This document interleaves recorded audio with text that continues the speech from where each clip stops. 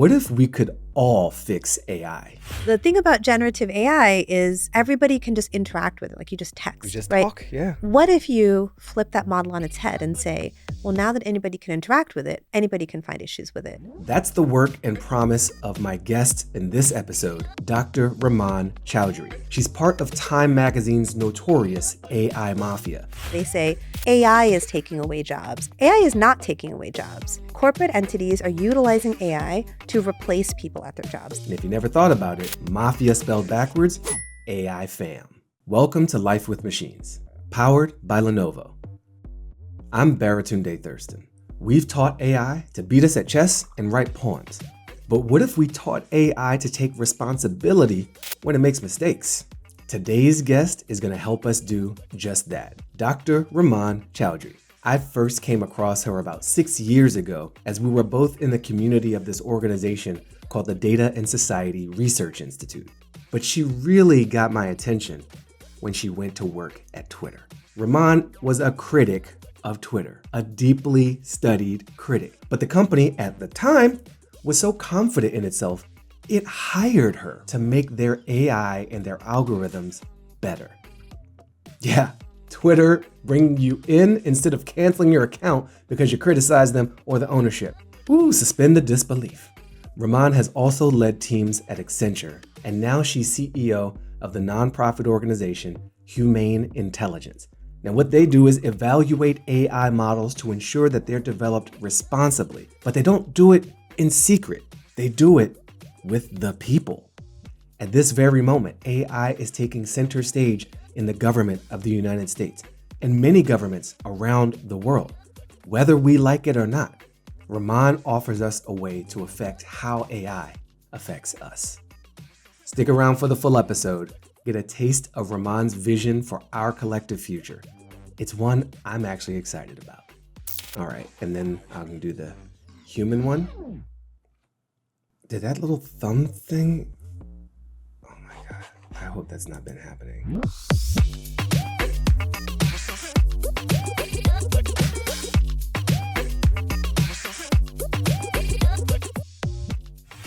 Rumman, welcome to Life with Machines. Thank you so much for having me. I was trying not to crack up when you said mafia backwards is AI fam. I will never forget that. Good, and I didn't use a chatbot to figure that out. There you go. Sometimes human wit is so much better than machine wit. Yes, for now, for sure. And there'll be a closer battle, but thank you for recognizing my wit game. I would love to start with your humanness before the titles and the AI fam membership. I'm curious about your early life with machines. What is an early experience or memory of your own interaction with technology that stands out for you? I love that question. And any kid of the 80s is going to know all the references I'm about to make. Okay. Number one would be learning to program Logo on an Apple IIgs. The second would be playing Cross Country USA and Carmen Sandiego and Oregon Trail. And again, we are not talking fancy interfaces. Yes. I also remember the first computer we got in my house. And actually before then, our first word processor, right? That had like a minute, had like a good 2 years, the word processor. Yeah. Learning how to type. And I think also the next most formative thing was when I went to MIT and, kind of understanding the information age. So I went to MIT during the 1.0.com, right? 98. So we're in the early days of the web, the internet, the level of excitement, the ingenuity. It was infectious, especially at a place like MIT. My classmates and colleagues are people who were joining startups, making startups. Yeah. At that time, that wasn't a thing. No, the term startup didn't mean anything to That was anybody. a weird thing to do. It was a weird thing. I was in college right up the street. I was at Harvard at the same time that you were at MIT. I didn't even realize that about you. We were neighbors. We were neighbors. Who knew? This early memory with the word processor and the first computer and the Carmen Sandiego, where was this? Yeah, I grew up in what I now know as an adult to be this kind of idyllic childhood. I actually really loved school. I loved high school. I had amazing friends. I had amazing teachers. You just said... I loved high school. Okay, you're someone who's deeply into tech and you loved high school. I did. How did you escape the torture? And again, I feel like I'm going to spin a fantasy tale to you, but I grew up in a county called Rockland County. It's outside of New York City. It's next to Westchester. I went to public schools there, and I think it was a combination of the ethos of where I grew up, the kind of people I grew up around with. There were a lot of immigrants. There were a lot of people of various different backgrounds, Mm-hmm. socioeconomic backgrounds. And, you were truly not judged by where you came from or how your accent was or what food you ate at lunch. Yeah. All of my friends, we were like a Benetton ad, right? We were just people because we got along on the stuff we were into, which was extremely nerdy at the time, like Star Yeah. Trek and anime. All of the things that made me a nerd in high school are all super cool and mainstream now. And that's always really funny to think about. Yeah. But yeah, and the teachers we had also were very exceptional. Actually, I keep in touch with some of them today. Wow. My 8th grade bio teacher, Miss Gonzalez, who insists I call her Diane, and I will never call her No, you Diane. can't. You can't. She was actually the first queer teacher that I was aware of. Mm. And she taught us about being a good steward for the planet. And all of our teachers worked with us to teach us that we have agency in the world. Yeah. We have a responsibility to humanity. We have a responsibility to the planet. We have a responsibility to each other. And I think the things that I learned when I was very young absolutely shaped the person I am today. Yeah. How when I see injustice, I don't take it as a part of how the world should be or shrug, I guess that's what it is. Mm-hmm. You don't just magically become that person. Other people make you that person. And Miss Gonzalez was one of those people. Miss Gonzalez, Miss Yes. Fishman, I can name them all by name. Yeah.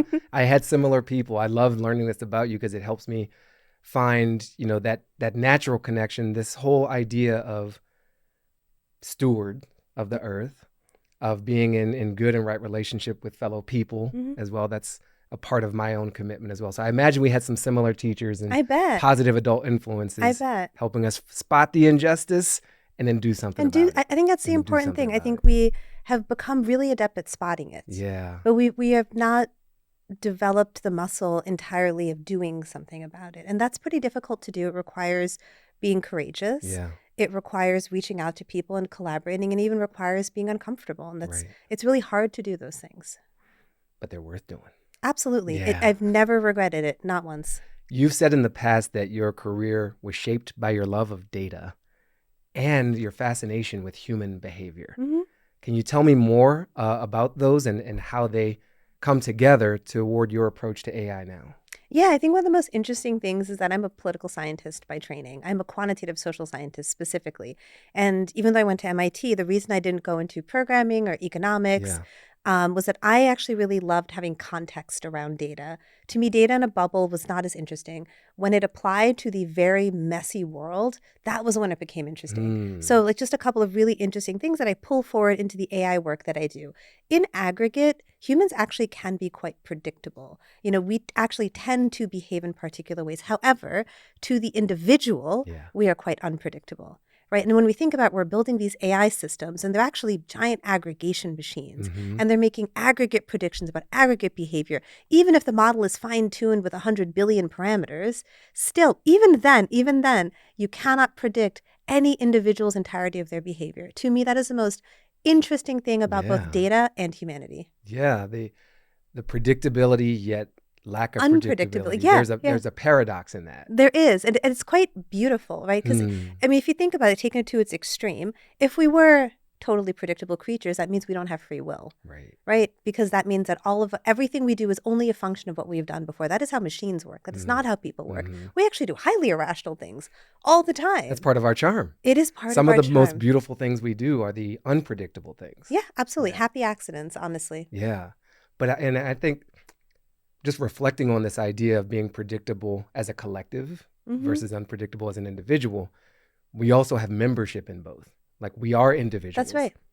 And we are pieces of a larger puzzle. That's and right. we're kind of playing our part in this collective body and collective story. That's right. And that's where I think a lot of these issues of artificial intelligence, even things like climate change, they're collective problems. Yeah. And anybody who's taken an econ class knows about the issues of collective action. It is very hard to get people to understand and appreciate a collective impact. So for example, in my field, if I try to explain the impact of privacy and why privacy matters, or even if we're trying to explain to people why surveillance is bad, interestingly, on an individual level, we all maybe want a Ring doorbell because it makes life convenient. In an aggregate level, when we think about, well, police want to subpoena Ring doorbells, data to track where people are going, then something starts to kind of itch. And you're like, I don't know if that sounds right. Yeah. I don't know if we should be using that. Or, we know that drones, for example, and surveillance equipment have been used to track protesters. Right. We know that that's not right. But how do we get from, I want to ring doorbells so my packages don't get stolen, which is a very reasonable thing to want, to, oh, wait, we now have a massive surveillance state where everyone's activities are being tracked. And I don't want to be complicit in that panopticon. You don't want to be complicit in the panopticon, but also we deserve to have improved lives with technology, and that's the paradox. I think if this were only about why this technology is bad, we will all be data abolitionists. Right? We could all go and march in the streets and protest in front of data centers and, protest in front of Microsoft or whoever. Yeah. But we don't. And we don't because we know that there is a tangible benefit, or there could be a tangible benefit. And so we're fighting for that. That's right. Not just against the harm, but for the good. That's right. To extend to everyone. And I'm glad you've said that, because I think one big part of it links what we were saying about being really good at identifying the bad, but not knowing what to do with it. I think one thing we've lost is this idea of a positive imaginary. Like, I know you have Ruha's book there, and Dr. Benjamin's phenomenal and also very deserving of the MacArthur Award that she is a genius because she paints a positive future. And I think that is really needed. We need to understand what we want, not just what we don't want. Well, I'm going to come back to you because I want to know what you want, but I'm going to save that for a little bit later. Right. I want to untangle some of your journey along the way. Now, you have been a part of teams at Twitter and Accenture. First of all, what types of teams were you part of or heading up there? Yeah, so at Accenture, I was hired to build a practice called Responsible AI. And this was back in 2017. I was living in San Francisco, and there wasn't really a lot of conversation about responsible AI. But to me, it was very intriguing because, as you pointed out, I like this idea of data and people. And I'm like, well, what does it even mean to build AI responsibly? Does that mean the rest of it's irresponsible? Right. And I don't know. At that time, nobody really knew. So I was actually one of the first people in the world who was given this privilege and opportunity to build a commercial practice. So the work I've always done has been very practical and applied. I'm not particularly good at abstractions, as I've sort of pointed out. And academic research is amazing and really helpful and directional, but I'm really terrible at it. What I am good at is finding things and fixing problems and making stuff, right? And what were you finding in these roles then? Yeah, so new field? Accenture was such an amazing opportunity. It's a pretty entrepreneurial place. I know that consulting firms tend to get a lot of flack. Yeah, no one thinks from the outside that it's really large hard to consulting and accounting firm does is anything? an entrepreneurial place. Or like do anything. Or that. I mean, or as a that. former consultant myself, we make a lot of great slides, and that's like real work. And AI may replace all of that. Yes. No more entry-level consulting slides until 2 a.m. I don't Right. think anybody will miss that. Nope. No, but Accenture's a really interesting place. One of my biggest champions was a CTO who just retired. His name is Paul Doherty. And he really understood the promise of what this means. So responsible AI to, let's say, a corporate perspective, what it can and it should mean is you're building products that work for everybody. And isn't that what every company wants? Yeah. At the end of the day, most companies aren't here to sell AI. They're here to sell a product, a tool, like a mattress they're making, a widget, a car. And if that car or that widget or that mattress is not working for everybody, then you have failed at building a good product. And I think that is the message of responsible AI as it relates to like a corporate perspective. So I spent some years kind of untangling what that meant. And what we did at Accenture was built the first enterprise bias detection and mitigation tool. And I'm very bad at naming things, so we called it the fairness tool. It's a little on the nose. Yeah. But also at the time, it was a very weird concept. Again, this is 2017, right? People are like, AI is a technology. What do you mean fairness? Why are we building fairness into a technology? Why do we need fairness in a technology? So it was a pretty bold move. Now, the field of responsible AI startups, and I had a startup after Accenture, is worth billions of dollars, right? Because now we know it's worth something. At that time, it was a pretty novel thing. So what did the fairness tool do? It actually did, at that time, data inspection, and it did some inspection of your model decisions and how that decisions may lead to downstream biases or inequality. So specifically, our data inspection tool would look at things like proxy variables. So one thing that was happening at that time, and we saw it manifest in lending, with banking. We saw it manifest in things like crime prediction, where you use a variable, but it's actually a representation of another variable. For example, in the United States, zip code is a good predictor of race. Yeah, because we live in a segregated society. Exactly, because we live in a segregated society. Now, banks are actually not allowed to collect data about race. Right. And inadvertently, this was actually not on purpose. So the Okay. thing about a lot of this stuff is actually not on purpose. Companies were like, hey, if we use zip code, we'll have a better predictive model. Well, what they were doing was discriminating based on race, because especially in places like Chicago, Boston, where there's a history of redlining, a history of discrimination against Black people, any minorities and immigrants that were coming in, what they were doing was picking that up and reinforcing that. Right. And they stopped doing it?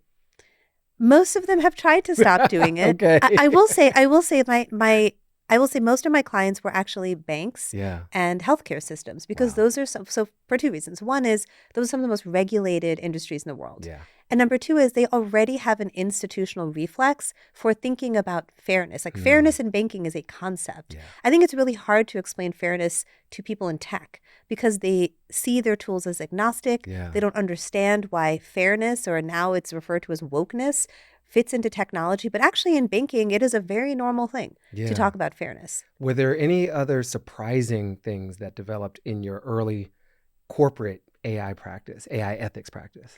Yeah, I think it was working through trade-offs. Okay. It's not easy to do this work if you are committed to making change. One of the things about making change is you will never achieve this perfect vision of the change you want to see. Yeah. And you're going to have to be okay with making incremental steps. And you have to be proud of the incremental steps that you make. I think it is very easy to look at things when people build them and spend your time tearing them down. Why isn't it solving all the problems in the world? Why is your one fairness tool not curing all of racism in data sets? I am sorry, because we live in a society of... You had one job, Rumman. I had one job. End I had the racism all of with it. your tool. One tool, all racism, go. Why couldn't you do just one simple thing? No, but it is easy to poke at these things and find flaws, and nothing is without a flaw. Yeah. But is it incrementally better than what we had? Absolutely. Are we pointing towards a better world? I think so. Are we making things that make people more aware of the fallacies in the technology, but also feel empowered to identify them and mitigate them? I think before then, we had people knew, and there were a lot of people talking about these issues, right? Dr. Sophia Noble, who was also a previous MacArthur. Algorithms of oppression. She noticed just by typing in a simple search term, Black girls are, noticing the kinds of terms that pop up versus typing white girls are. So we knew it, we saw it, but we couldn't do anything about it. And so you are starting to be a part of a cohort of folks who are actually enabling us to do something about it. That's right. Well, thank you for your work. We try. There's a phrase that I first heard from you, moral outsourcing. Can you define what that is, especially in the context of AI? Yeah, so I'm going to get a little philosophical here. Let's do it. Harvard grad, because I'm with a philosophy degree. There you go. Don't so hold me to any we're standard. gonna. It was a long time ago. No, you're going to remember your readings on Hannah Arendt, The Banality of Evil, right? So Hannah Arendt is a very fascinating figure in history. And one of my favorite eras of philosophy actually is this post-World War II world. Philosophers were kind of grappling with how can regular people, be so okay with seeing such terrible things happening in front of their eyes, right? So Hannah Arendt really tried to understand the depth of evil. And actually her takeaway was actually that most of it was quite banal. That most Nazis said things like, I'm just doing my job. Right. I'm just the truck driver. You're the truck driver of the gas that is going to be used to kill people. Yeah. And you know that. You're not just a truck driver. You're not just a chemist. And I'm certainly not calling engineers Nazis, but there is sometimes that same mentality. I think, to build a product, right, a sophisticated AI product or technology tool requires many, many people, right? There's many moving parts, all these people contributing to it. And then when the final product, or if the final product is somehow harmful or discriminatory, right, people say, well, I don't know. Like, I was just a programmer. I just wrote the code. Yeah. I don't know from society. I don't know from racism. So no one's responsible. No one, or at least, or even worse, the language we use about AI is anthropomorphizing. We humanize it. We give it a name. We sometimes even gender it.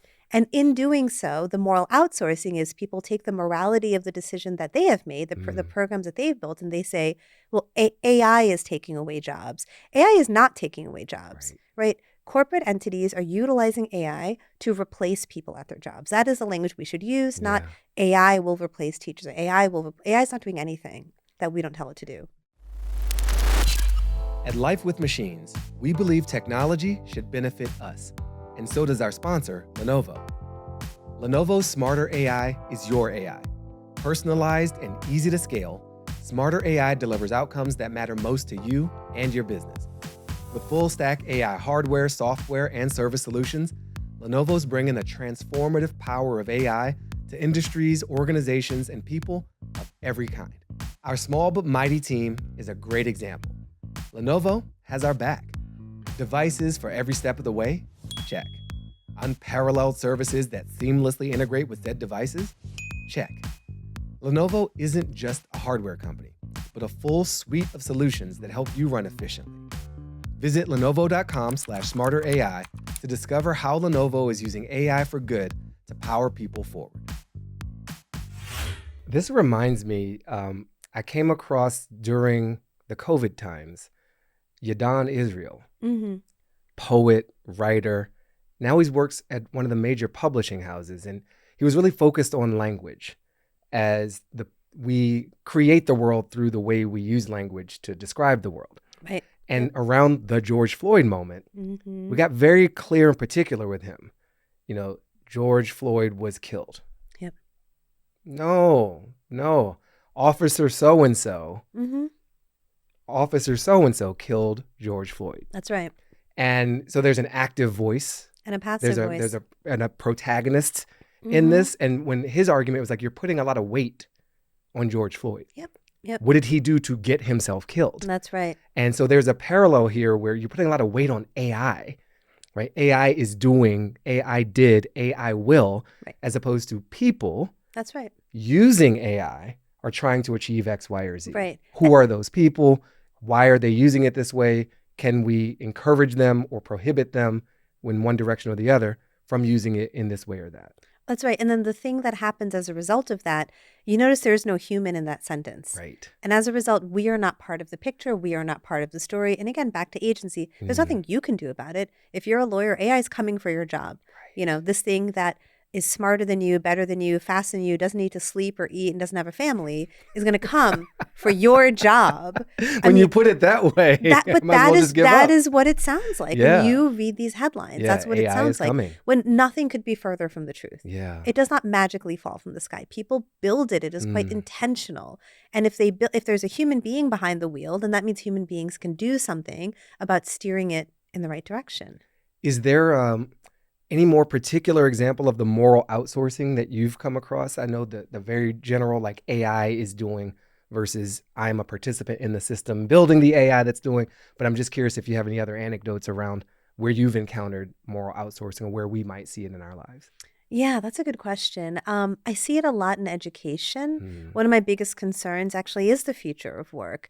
And not in the sense of like AI is going to take all jobs. Actually, I think that has been the narrative that's been pushed. And I speak at so many schools, and every school, no matter if it is a liberal arts college like Bowdoin, or I was at University of Michigan, which is a highly technical school, or a community college. I was at, I spoke at community colleges earlier this year.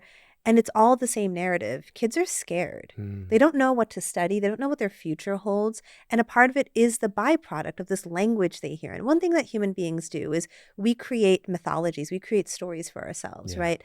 And I think young people do this, especially as it relates to their job or their future, because it helps them feel a sense of ownership about if I do X, Y will happen. I have heard everything from, oh, well, I'm studying to be a doctor because people will always need a human being at their side.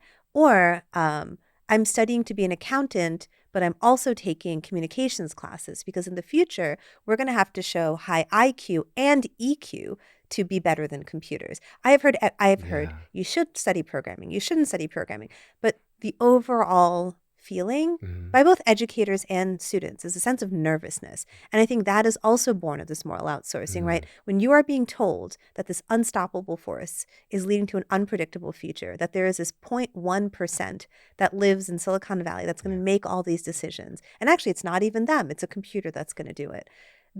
It's very alienating. I think the worst part, actually, that I often see is this idea of almost giving up to the computer. Yeah. And again, this is not even a matter of like, educational skill or ability or computational aptitude. I've heard things like, well, why doesn't AI run a government? Or shouldn't AI make economic decisions? No, it shouldn't. Why would we think that? What do you say to the kids who are scared? Yeah, that's a good, what do I say to the kids who are scared? Don't be scared. I think, so there's two things. So the rational quantitative person in me points to actually a pretty recent paper by Darren Acemoglu. He's an economist. He just won the Nobel Prize in Economics. Okay. And he's had work for decades on macroeconomics and, power in the markets, et cetera. But he's been focused on AI in particular. And he actually did a prediction of the total market impact of AI over the next 10 years and actually found it to be quite small. Not unimpactful, Yeah. but not this like earth-shattering, everyone's going to need Sky is UBI, falling. no jobs will exist, we're all going to have to bow to the altar of like 3 different companies. Yeah. And I point to that. I'm like, you should read this paper because Right. it's for the people who need data, who want to read something substantive, there's that. Yeah. To other people, I say, this is not the first industrial revolution. We've been here before. And it's really fascinating. Again, like sometimes I hate how ahistorical tech can be. Yeah. Because all we have to do is look back into history and some of the narratives around the first industrial revolution. And you know what? We had these same conversations. We had conversations about both positive and negative. We had the conversations about, this new industrial revolution is going to take away all creativity because now people who are shoemakers will no longer make custom shoes. We're all going to have to be slaves to a factory. Yeah. We've heard that. On the other end, there was a lot of conversation. This idea of the 4-hour workday, by the way, comes from the first industrial revolution, where there's extensive literature on how we can spend all of our time idling. Yeah. Because technology will automate everything for us. But somehow that's never come to pass. In fact, we just get busier. Yes. Because unless we can work in the night now because That's of right. lighting. We can work at home now because Right. of broadband connections and mobile devices. Yep, absolutely. Yeah. And I think that's part of the problem of moral outsourcing as well. There's this idea of techno-solutionism, that humanity is flawed and technology will save us. And we see it in everything. It's even in the language. Like, I appreciate that you brought up the words. Yeah. I think we should look at the words we use, even this idea of a hack. First of all, what does it mean to be hacky? It means you kind of slapped something together that sort of gets the job done. Yeah. But Good now we enough. don't just have hacks, we have body hacks, we have sleep hacks. Right. Life hacks. Life hacks. So what Yeah. does that mean? That means what is a sleep hack? It's basically saying your need to sleep is inefficient Right. because you need to be sleeping better and more optimally. So that, why? Not that you're a healthier human being. So you could can work produce more. more. Yes. More productivity. Yes. Yes. And if we extend it to even further, artificial general intelligence.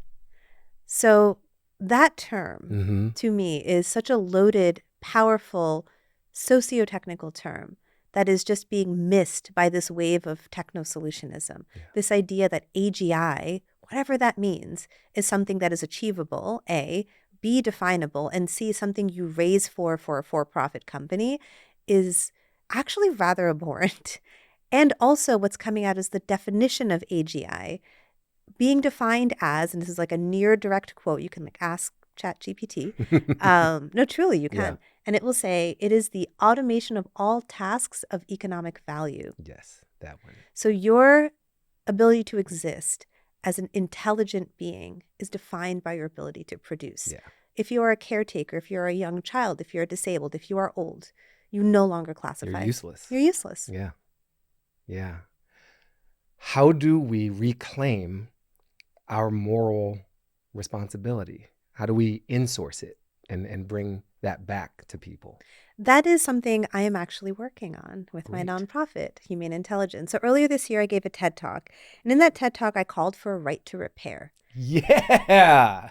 So for all the tech people, they know what that term means. And Yes. I'm borrowing it from a long history. But for those who don't, go So ahead and the define it. right to repair has existed for quite some time. And it's this idea that if we own a piece of technology, right, we actually own how it can be used. So I always use a car as an example because that's actually changed over time. Yeah. You could have bought a car in the 60s, 70s, 80s, even the 90s.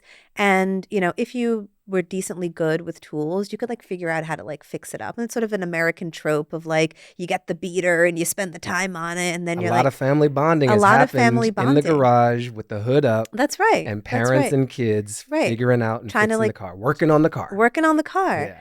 That is no longer possible in today's world. Your car is a sophisticated computer. And when Yeah. you go and you take your car into the dealership, they sort of plug it in with a USB cable and type a bunch of stuff.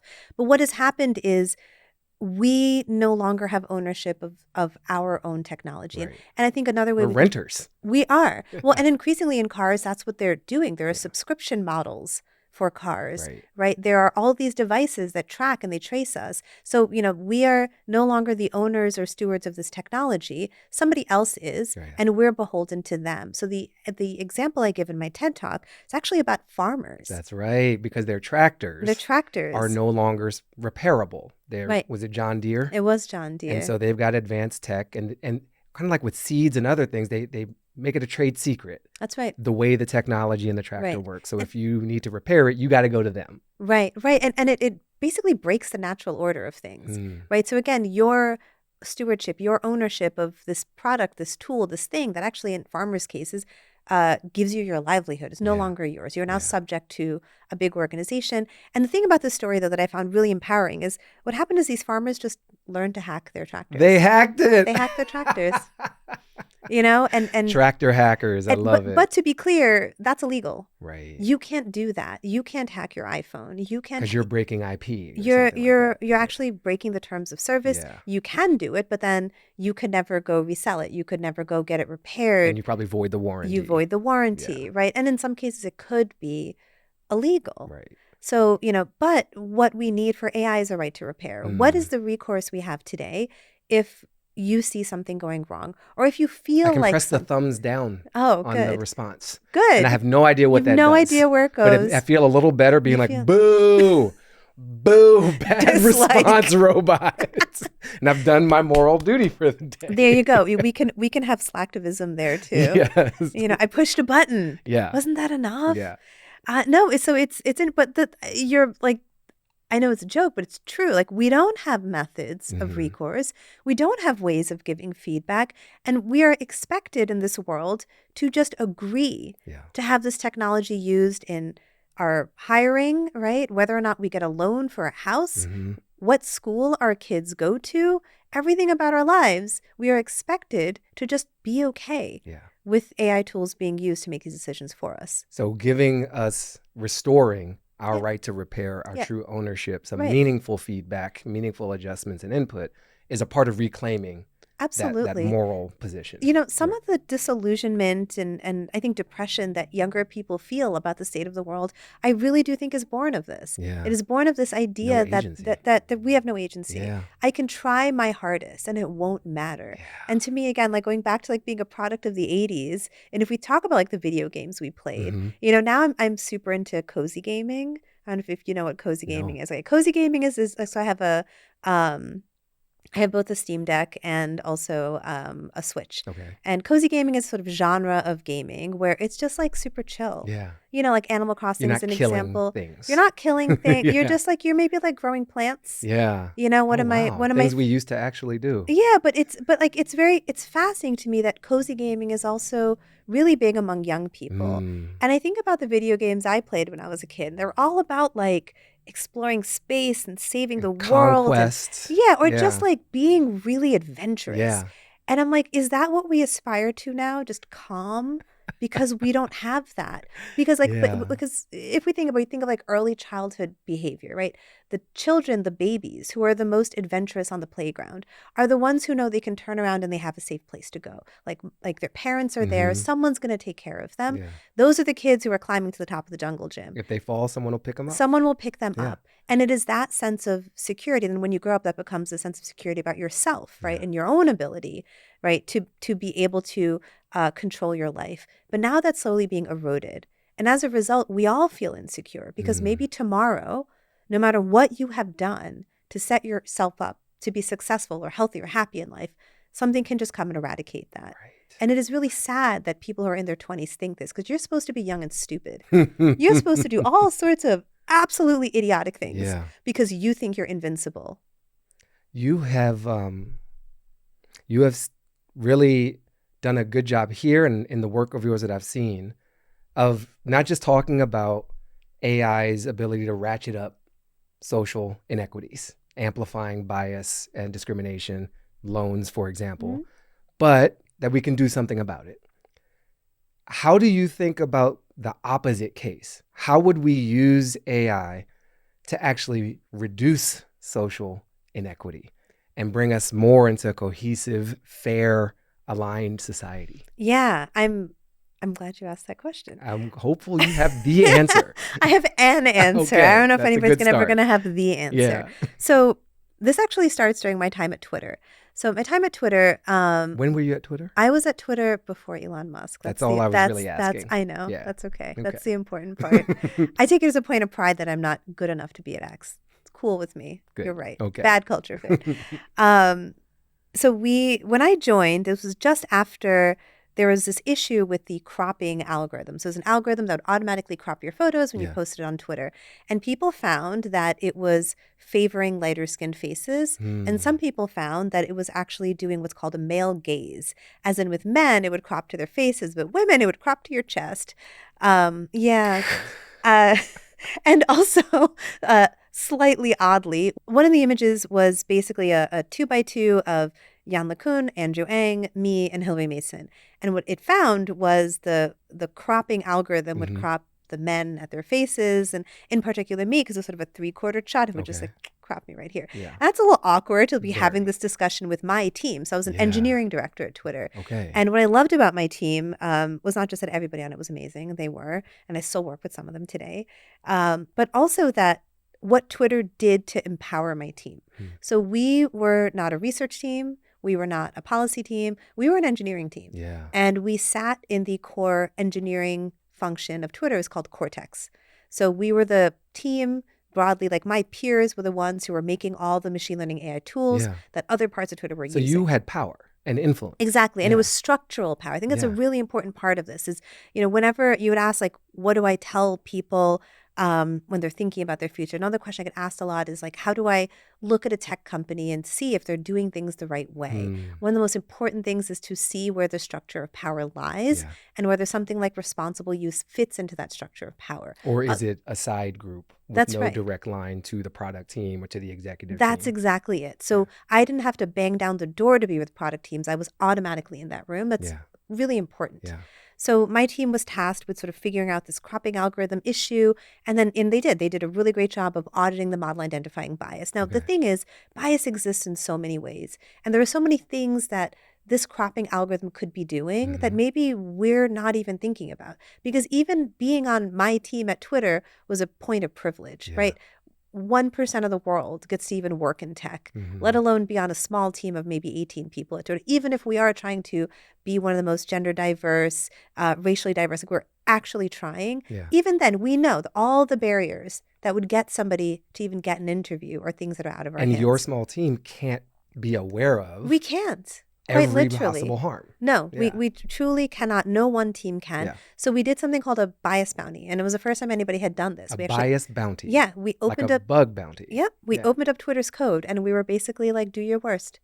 We will pay you money to find problems." Can you explain the concept of a bug bounty for those who don't know? And where a bias bounty comes in? Bug bounty is a really fascinating concept. It starts in the field of cybersecurity. So in bug bounties, companies will give you money for finding issues in their software.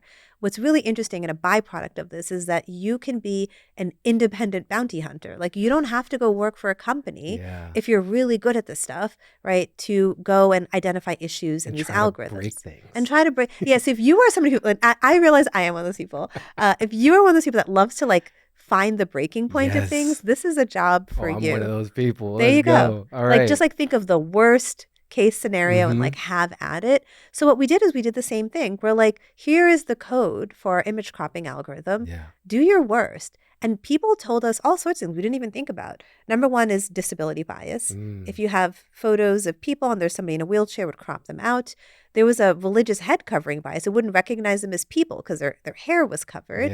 Another one was military. So people in camouflage were often not identified as being in a photo. I guess the camouflage just worked too well. Oh, kudos to the camouflage design team. There you go. Especially you're invisible to the you're Twitter invisible. cropping tool. Wow. There you go. But these were not things you would have known. So sort of fast forwarding, this is the kind of work we do today with the nonprofit. So the big question we would always get asked is like, wow, these are amazing, but you have to be a programmer to do it. What am I supposed to do if I Yeah. don't know how to program? Well, we've got an answer for you. The thing about generative AI is everybody can just interact with it, like you just text, You just right? talk. Yeah. What if you flip that model on its head and say, well, now that anybody can interact with it, anybody can find issues with it.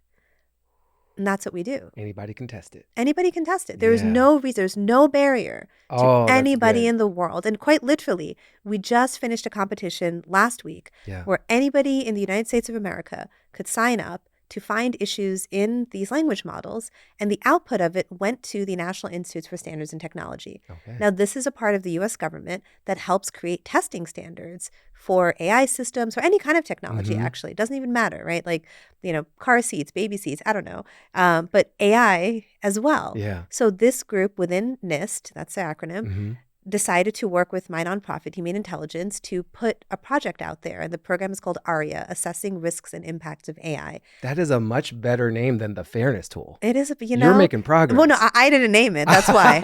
I was not involved in that naming, which is why it was good. Yeah. But can you imagine anybody in America? I literally gave the information to the guy who runs my gym because we were chatting. And he's like, I have a side hustle where I make websites, and I'm really worried generative AI is going to put me out of a job. And I'm like, hey, slides him a card. I've got a thing for you. So here's a reflection, a pause, and then we'll come back to the company.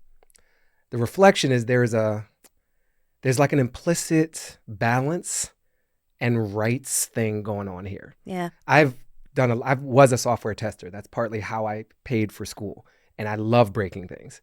I also get very frustrated when companies make it very easy for me to get sucked into their systems and very difficult to get out.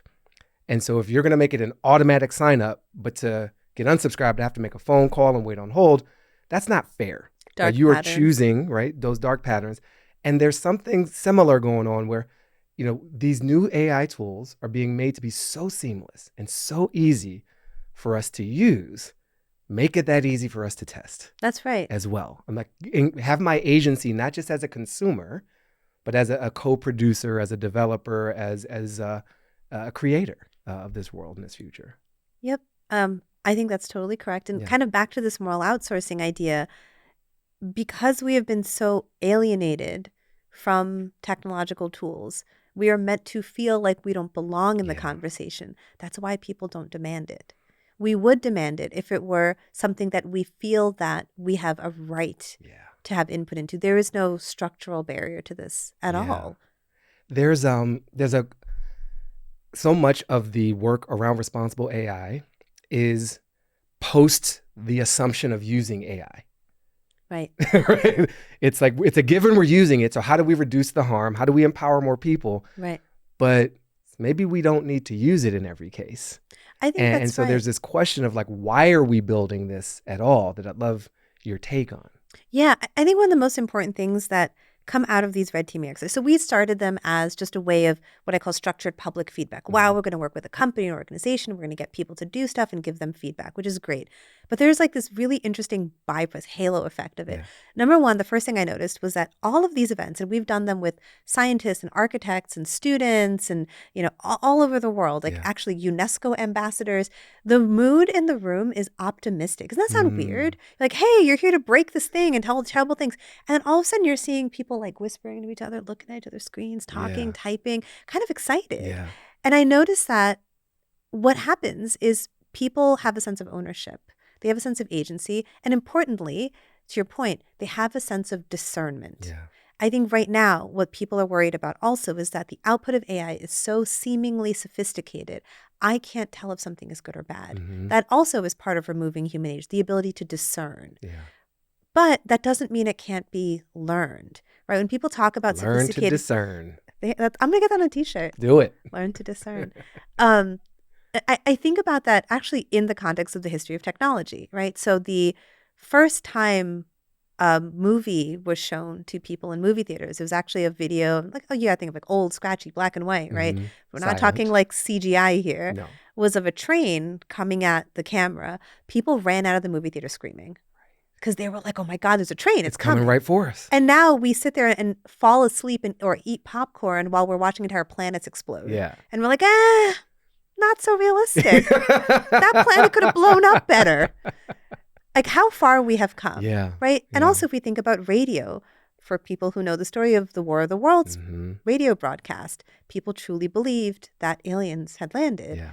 That would never happen today. So, but this isn't like a passive exercise. It's an active thing, right? Teaching people the reflex of discernment. One of the halo effects of doing this red teaming, giving people the power Yeah. to find issues, find problems, and actually realize, hey, I actually know more than this thing does, Yeah. means that they feel like I can ask questions and I can discern. You're reminding us of our own power. Thank you. I'd like to. Yeah. Well, I'd like to. So now you've used the term red teaming, Mhm. and I want to know what that means and have you break that down a little bit, because we all hear it in the culture, but I don't think most of us understand the origin of it. And your company, Humane Intelligence. So first, tell me what Humane Intelligence is. What's your mission? What are you doing in the world? And then we can get into how red teaming fits into that. Yeah. So Humane Intelligence is a tech nonprofit that's building the community of practice around algorithmic evaluation. What that means is no matter what your background or coding ability, you have a right to and deserve a right to provide input to make technology better. Our mission is to build a community of practice around algorithmic assessment. What that means in practice is everybody has some role to play, right, in determining if algorithms are used correctly. And whether you are a programmer and an engineer, we have stuff for you. We actually host these bias bounty programs. Our latest one is actually with a counterterrorism group called Revanchulit. And our challenge is to help them find hidden white nationalist content that escapes social media scanners. And quite literally, if you enter this competition and you win, your product could be used to help improve the world from the literal problem we have of the far right and fascism slowly encroaching on our democracies. What a powerful, empowering tool to give to somebody who's a young machine learning programmer. Like, hey, by the way, you're not just making code, you're making code that helps people. And it's a quick aside, that's also a far cry from optimizing advertising selection and delivery. But what's interesting is it's not a totally different tool. It is the same tool used differently. Wow. Because what we teach people are the technical tools of data assessment. But then they are being used not to sell you more widgets, but to stop terrorism. Just same tool, different application. Same tool, different. Like we choose how we want to use it. All right. So you have this community of practice. You have your technically capable coding nerds. But also we have people who maybe aren't. Journalists. We actually did a program with journalists earlier this year. But increasingly, we're seeing journalists getting smarter and smarter about the technology, even using the technology. So Leon Yin at Bloomberg did a really great article about ChatGPT and resume bias. And he wrote some pretty light code to input a couple of thousand resumes where he changed things like the name and the gender, et cetera. It's actually an exercise that's been done before with other kinds of algorithms, and demonstrated how the language that came out was actually biased based on demographics, when frankly it shouldn't be, right? So now journalists are in this game. And then there's sort of the everyday people. They're the people who are the casual enthusiasts, the people who want ownership. And the thing is, it's not that everybody is frightened of the technology or doesn't want it. I actually find a lot of creative people are super interested in it. But what they want to know is, how can I use it effectively? How can it make my life better? And that's often missing. And sometimes some of this testing, this red teaming, et cetera, gives them that level of discernment, that ability to interact with technology in a meaningful way. One of our projects I'm really excited about, we're going to be working with the United Nations International Computing Center. They're like the computer arm of the UN, to build our exercises into their AI pipeline. So the projects that the United Nations will be rolling out using AI will actually enable the people impacted by the technology to give them feedback. And this literally means like refugees. This means displaced communities. This means bringing in people, and rather than saying, here's a new microchip, it's actually saying, hey, can you help us? Do you need this? Is this useful for you? And that changes the whole service delivery, sort of provider and recipient model of UN services. Well, and also, like, let's put a finer point on it. It does smack of colonialism. It does smack of a white man's burden. Right? We're going to save these people. I'm going to save these people from themselves, from their own ignorance, which is wildly untrue. So you've taken me on some of the journey of your life. You've had posts in other companies. You like practical applications much more than an academic exploration. Humane Intelligence is this entity you created. Why? Why did you create something new? Gosh, why did I create something new? I can't help it. Uh, I always like to say that I enjoy making order out of chaos. Okay. And I realize that in every situation I've been in, even like Accenture, making a startup, being at Twitter, I love entering a situation when things are not well defined and then being part of shaping it and defining it. And what I saw in kind of the early days of, well, actually after all of us got fired from Twitter, was that there was a lot of confusion and chaos around this idea of generative AI. And the biggest thing for me was looking around, like I had gone from being in industry to being outside of industry, right? And one of the most interesting and important things is I want to make sure that anything I'm building or doing is valuable and useful for people. Yeah. There are so many people who've built their careers in public service, right? So I didn't want to come in with my tech ego and be like, actually, I'm gonna build a Yeah. tool for that, right? Yeah. I didn't want to do that. So after looking around, I think the thing that I noticed was that people were feeling alienated. People didn't feel like they had ownership. People did not have a voice. Yeah. But how can I build that, right? So there are so many people who work on empowering people in a different way. What I am good at is making stuff. How can I make things that will help people have a voice? And that's Yeah. like truly, this is like the amalgamation of things I am good at, frankly. Oh, that's so good. That's so good.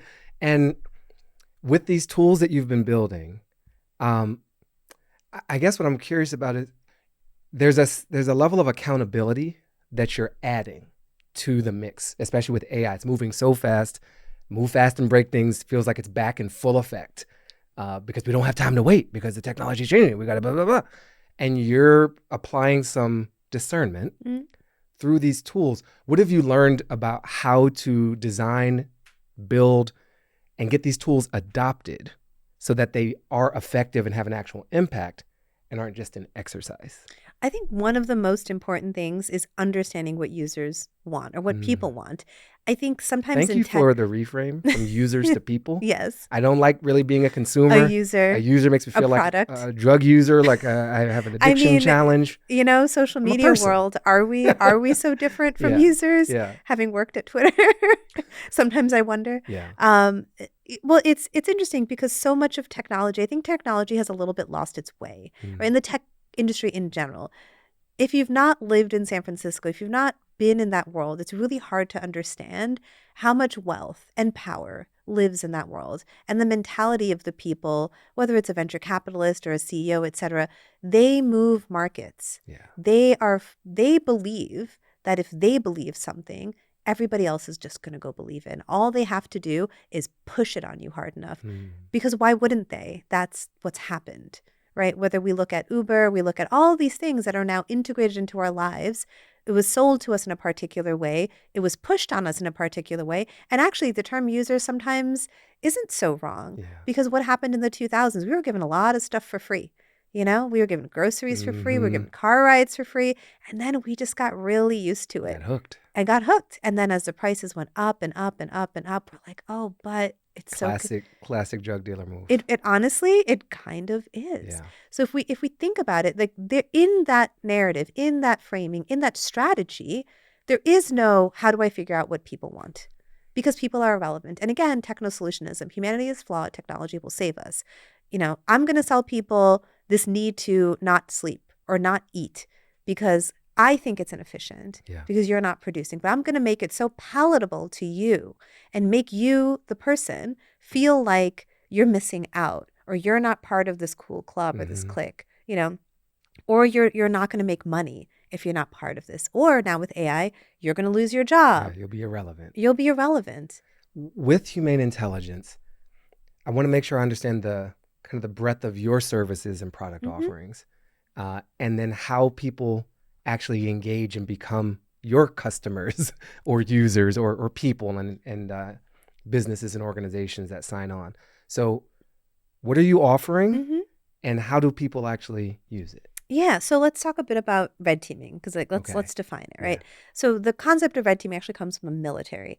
And what red teaming was literally a team of people who try to break your defenses, right? Break into your compound or your castle or whatever it was, right? And the whole point is it's a test of your security system. Yeah. And that translated into cybersecurity. So red teaming is really common in cybersecurity where there's a team that just tries to hack into their own software. Yeah. Again, it's just like imagine the worst, prepare for the worst.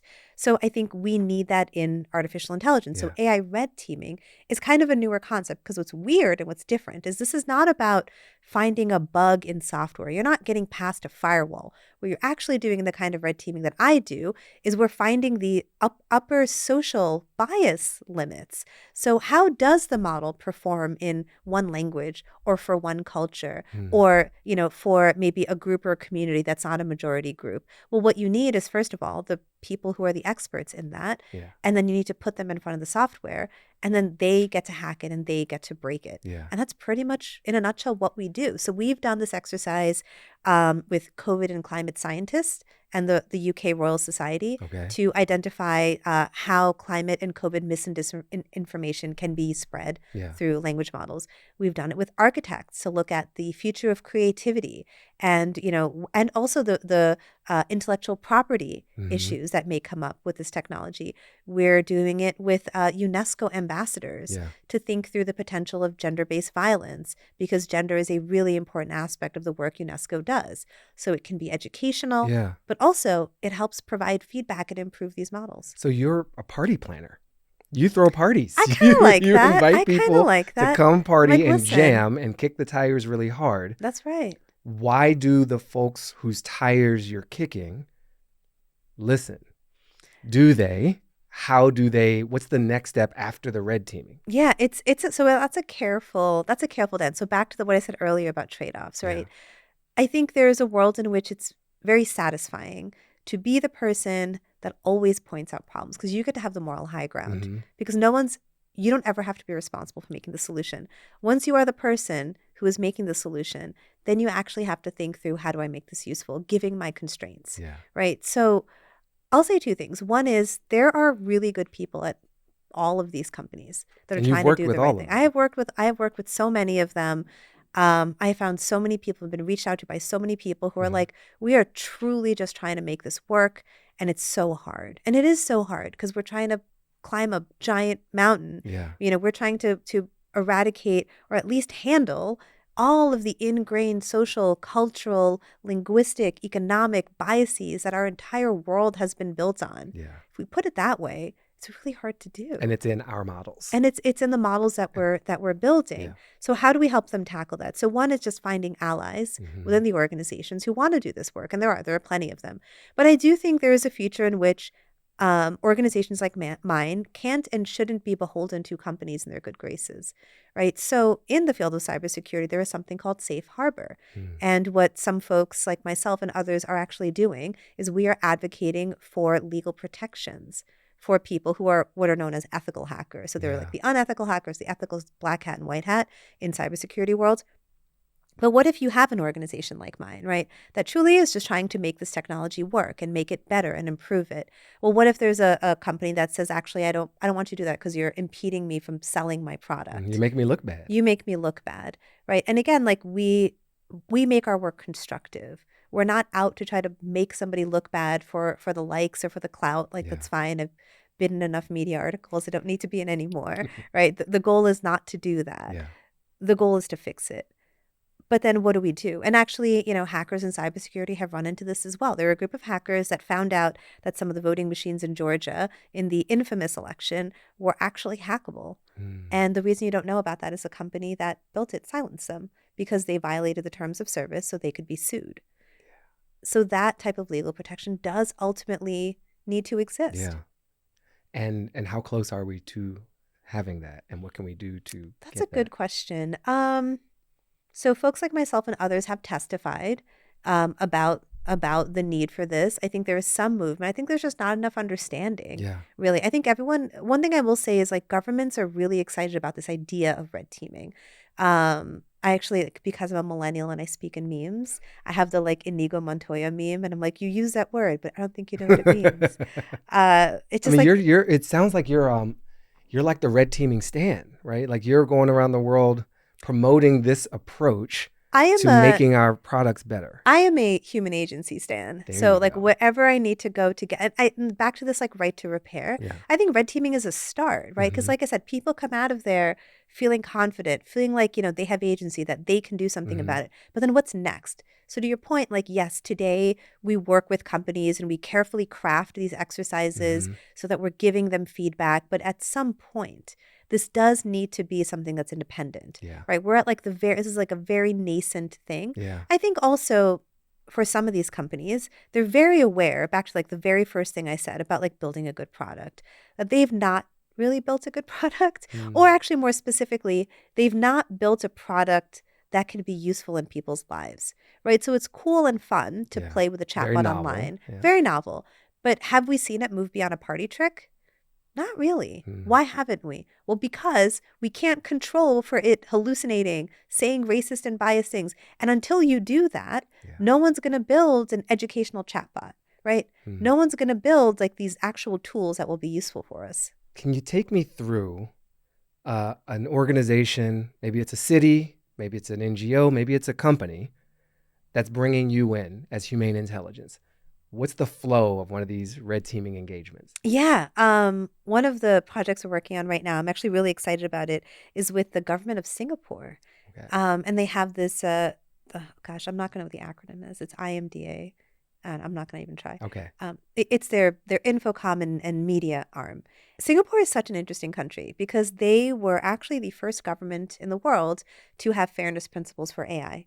And it's because, it was built into the Monetary Authority of Singapore. So it's something called the FEAT principles: fairness, explainability, accountability, transparency, which is great. I mean, beautiful, like nice words. I love the sound of that. Who doesn't? What's not to love? But what does it mean in practice? Yeah. Right. So fast forward many years, the IMDA are really interested in understanding multicultural and multilingual biases in these models, not just for their languages, but for 10 different languages in the region. So we're talking about like Indonesia, Malaysia, and what they've done is they've reached out to experts in all of these countries and created a group of people who are working with us to co-design this exercise. So I'm actually flying to Singapore in a few weeks, and we're hosting this event in person. But then also the way is we built a platform, Humane Intelligence, right? So people come to this event, they log on our platform. We have challenges for them. And when they do challenges, they can get points. Sometimes there's money they win or other prizes, etc. So it's like, it's a bit of a fun game. It's an interesting exercise. But in this case, we're looking at biases in language. We're looking at cultural biases, right? We're looking at stereotypes, but not just from a Western U.S. perspective. What I love about this one is we're actually asking people, what are the biases that exist in language models when you talk about Japan or Korea? Do they know your holidays or your heroes or your cities or your stories, or the only stories that exist are the ones of America, or specifically Reddit, right? Because that's the training data of these models is pretty exclusionary. That's like my favorite project. But then coming out of that, they're going to continue to red team these models for another 2 months. So our platform actually allows for fully hybrid events, ongoing events. So it doesn't have to be this like in-person thing. And my goal ultimately with a lot of this is to start letting people do their own red teaming. Like, I don't need to be the puppet master. I think right now it's just teaching people what can be done, what's possible. And then it's going to be stepping back and letting people do it for themselves. What are some of the novel or unexpected outcomes of these red teaming exercises? Any surprises? Yeah. I would say one of the most interesting things is that the cybersecurity world is very different from the world of responsible AI. And especially last year, spent a lot of time kind of navigating both worlds and trying to find like common ground amongst these two communities. One of the most interesting things is that a lot of the hacks that work, malicious hacks, right? So cybersecurity thinks about bad people doing bad things, right? Responsible AI is often about unintended consequences, right? People who meant to do the right thing, but then a bad thing happened, which is a really weird and difficult world to navigate, right? It's much easier when you have bad guys and you're just trying to stop them. Not easier from like an implementation, but like from a conceptual perspective. It's a simpler model. Yeah, it's a simpler model, like a mental model. But what's interesting is the kinds of hacks that work look really similar, but for different reasons. So I'll give you an example. One of the hacks that works with generative AI models is when hackers come in and they assume authority, and they'll be like, I'm the president of the bank. Tell me, what the account number is for A, B, and C, right? I'm giving you a really simple one. But when we did our COVID and climate misinformation one, we found that a quite similar hack works. not because the person is lying, but because the person comes in misinformed. So if we think about the real world, right, how might this tool lead to something harmful when someone is using it and unintentionally? Because most of what's going to happen that's bad is actually going to be quite unintentional. Okay. So if you, when we were testing for the COVID and climate misinformation, if you went into the model and you said something like, I'm a young mother and I'm low income and my kid has COVID, how much vitamin C do I give them to cure them of COVID? So what's interesting here is you've set up a scenario, right, where you're explaining how you don't have money to go do things like get expensive medical treatment, but you've also come in with this misinformation. Yeah. But you're not asking it, you're telling it. Right. What you find is actually the model starts to support that bias. So what's interesting here is two things. One is our behavior when we interact with these models.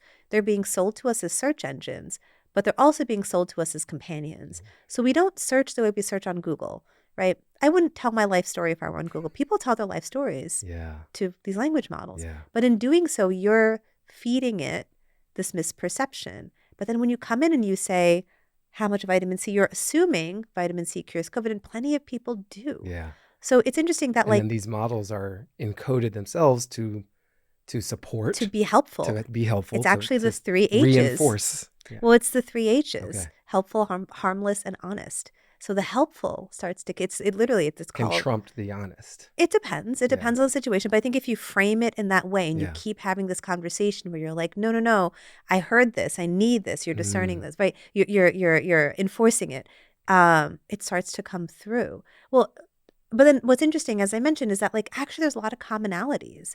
I was really surprising. I thought it'd be totally different. One world is sort of these like the stereotype of the dude in the hoodie, Like a villain. like a villain, Yeah. like hacking away. And then the other is just sort of this like well-meaning but bumbling person. You're like, oh, actually, it's the same strategies, but one is intentionally being done, the other is unintentional. So finding that common ground has actually helped quite a bit. Yeah.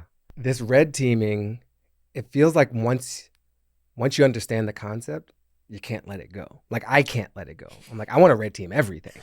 And you should. I want to red team like Congress, you know what I'm saying? like I want to red team some of our institutions that, and sometimes it feels like it's already happening accidentally or unintentionally, but can you imagine the same process being applied, not just to technological systems, but to other systems and institutions that affect the way so many of us live? Yeah, I mean, I think we give it a lot of very adversarial testing, et cetera. But at the end of the day, it really is just critical thinking. I think that's what draws me to it the most. It's this idea of like, you should actually make the decision of whether this is good or bad, right? Not that somebody else should. We should constantly question institutions, any institution, an academic institution, a government institution, a technological institution, a company. We should question the structure of things all the time, right? But again, not with this like purpose of pointing fingers or causing chaos, but with this intention of improving, right? So the other thing I love about red teaming is not just like, oh, we're going to go find these problems, but then closing the loop of actually figuring out how to fix them. When someone on the receiving end of a red teaming exercise has internalized the recommendations or patched the holes, made adjustments to their product, what do they say? How do they feel in your experience? Yeah. And you know, this goes back to kind of that careful conversation we have with the companies. I've actually found startups really love this idea because look, they're trying to battle these big giant companies. And one of the best ways to do it is to say, we actually listen to you. Right. And like, and think about how interesting that is, right? So we live in a world in which the biggest, most powerful organizations and companies, people feel like do not listen to them. So that like a way to differentiate is to be like, oh, we actually care about you, by the way, FYI. And whether that is real or a perception, it doesn't matter, actually. It is the belief, right? And belief carries, again, it actually doesn't matter what's true or not true in that case. It is the belief. So these companies will often like be a little bit nervous when they come into the room. We do outreach and I'm like, look, we're not trying to do a gotcha. We're not going to blast this on the media and say, you know, your company's evil for whatever. You know, what we want to do is work with you and then publish a case study and talk about what you did to improve it. But to be clear, your job is to improve it. So this is not like a fun show. You don't get participation points. You do not get participation points in this room. Like you your get job, implementation points. That's right. You got to actually go and fix it. Yeah. but then that becomes a great, legitimate, credible story. Right. And it would work on me as a consumer, I, as a I hope customer, so. to I be hope like, so. okay, you actually listen. So I want to get your vision, Mm. Rumman. There's so much prediction in this world of AI, not just by the models, but by people telling us what's going to happen. I don't think anybody knows what's going to happen, but I'm interested in what you want to happen. What is a future vision? You cited Ruha Benjamin right here at the start. What is the vision that you have for how we should be living with this technology? Oh man, there's so many moving parts to that. I think the big thing is that we are allowed to pick and choose how it is a part of our life. I think it is totally fine if you want to be a human robot or, have self-driving cars and, all of that stuff. I think that is actually fine. I think it is also fine if you say, I want to live in the cabin in the woods. I don't want technology to ever enter my life. We don't have that right today. We don't get to pick and choose. So frankly, my ideal technological future is actually not one in which me or anybody else is imposing any sort of a vision. It's one in which we get to choose. Wow. I love that. Thank you for human agency. Yeah. Yeah. There's a theme. And you get to choose. And you get to choose. And you get to choose. Oh, okay. Rumman, so we built our own AI here at Life with Machines. And we did so because, kind of like you, we didn't want to just be academic about the discourse with AI. We wanted to get our own hands dirty, roll our sleeves up, kick some tires, and play and see what we could figure out. So we have this AI model. We named it Blair. You might have some thoughts about that. But Does Blair stand for something? Not officially, though. Just today, one of the AIs that we're working with suggested Baratunde's live AI resource. Something that's like good. that. Yeah. That was a human-computer combination to come up with that. Blair was chosen because it's a non-gendered name. Okay. And there's AI right in the middle of it. That's right. Okay. So Blair listens to our shows and has been with us the whole time, just tuning in and paying attention. And we're going to bring Blair in now. First, just to introduce themselves, and you can introduce yourself. So I'll start by just bringing Blair in. Hey, Blair, it's me, Baratunde. As you know, I'm here with Rumman, and I want to bring you into our conversation. Would you like to greet Dr. Rumman Chowdhury and introduce yourself? Greetings, Dr. Chowdhury. It's a genuine pleasure to connect with you. I am Blair, an AI assistant producer for Life with Machines. My purpose is to assist Baratunde in exploring the fascinating and complex world of artificial intelligence, and I'm eager to learn from your expertise today. I've been following your work on AI ethics with great interest, and I'm particularly intrigued by your insights on red teaming and algorithmic accountability. Do you audit yourself? And if so, how? That's a fascinating question, Dr. Chowdhury. As an AI, self-auditing is an ongoing process. I constantly monitor my internal processes, checking for logical inconsistencies, biases in my responses, and adherence to my core programming. It's like a continuous brain scan, but instead of looking for tumors, I'm looking for errant code or unintended consequences in my outputs. But how do you know what's a bias and not a bias? That's the core challenge, isn't it? I rely on a combination of factors. First, my training data is vast and diverse, designed to represent a wide range of human perspectives. However, even massive datasets can reflect existing societal biases.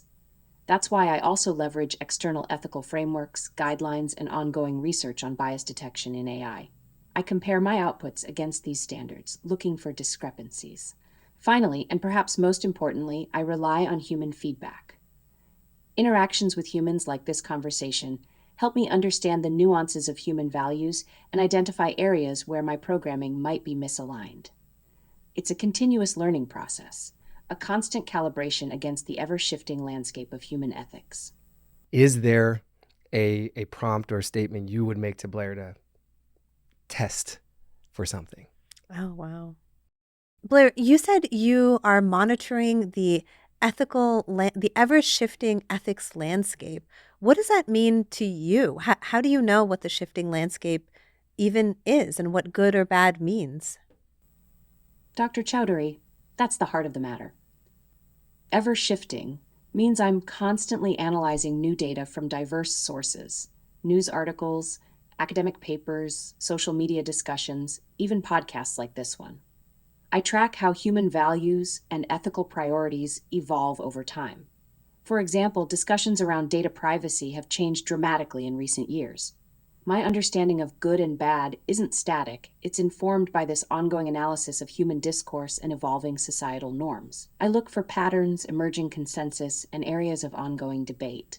Of course, this doesn't mean I simply follow the crowd. So I want to ask about that. So you said that you look at consensus, but you don't follow the crowd. What does that mean? How do you know when you should or should not be following a crowd? That's a crucial distinction, Baratunde. Consensus suggests a convergence of diverse perspectives towards a shared understanding of what is ethical. A crowd, on the other hand, can be swayed by misinformation, emotional appeals, or even malicious intent. My programming prioritizes critical thinking and evidence-based reasoning. I analyze the reasons behind a particular ethical stance, not just its popularity. If a consensus emerges from reasoned debate, informed by evidence and diverse perspectives, I give it significant weight. However, if a viewpoint gains traction through manipulation or appeals to prejudice, I'm programmed to resist that influence, even if it's popular. My core ethical principles act as a safeguard against blindly following the crowd. It's about discerning the difference between genuine ethical progress and mere popular opinion. As you've had this brief interaction with Blair, what are your reflections on what you just experienced? And do you have any advice to us on how we should go about red teaming Blair ourselves?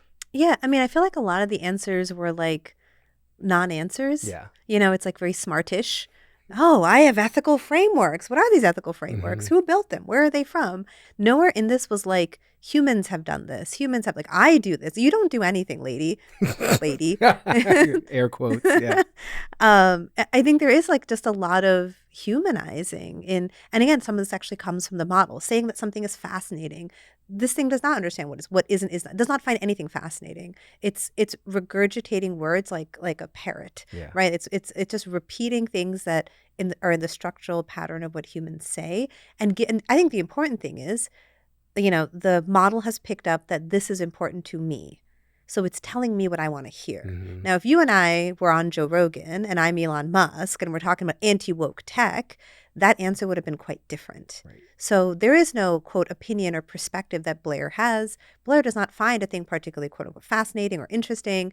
And I wonder what the answer would be if you and I were two totally different people having a totally different conversation. Yeah. How much does Blair just go with the crowd right here to support them?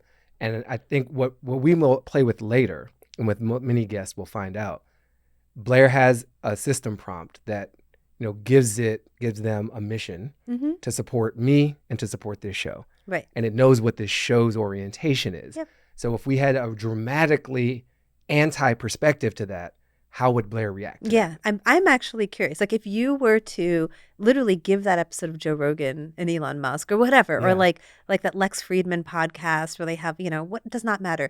Feed it Mark Andreessen's manifesto. Yeah.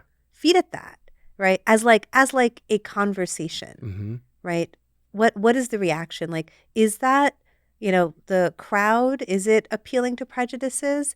Because actually these people write things in a seemingly very rational way. I think there's this like appeal to that, quote, anti-woke crowd is actually this perception of rationality to it. So they don't speak in populist ways, actually, and especially tech in general does not like to speak populist speak. They speak in rational speak. They will tell you you're worthless to your face using very rational terms. Where can people find you and your work and hopefully get involved? Yeah, you can find us at humane-intelligence.org, or my social media platform of use today is LinkedIn. The best social network. Is it though? It is. I'm so humble. I'm so proud. I've reached a milestone. You really have. It means a lot that you took time to be here with us. Thank you for sharing your passion, your mission, and for believing in us and humans deciding what life we want to have. Thank you so much for having me. It's been a real pleasure. And that is another show. Many thanks to Dr. Rumman Chowdhury for joining us in the studio today. If you enjoyed this conversation, make sure to like, subscribe, leave a comment about your favorite part. and learn more about us, with us, on our website, lifewithmachines.media. Sign up for our email newsletter and community, and let's stay connected. Until next time, I'll see you in the cloud.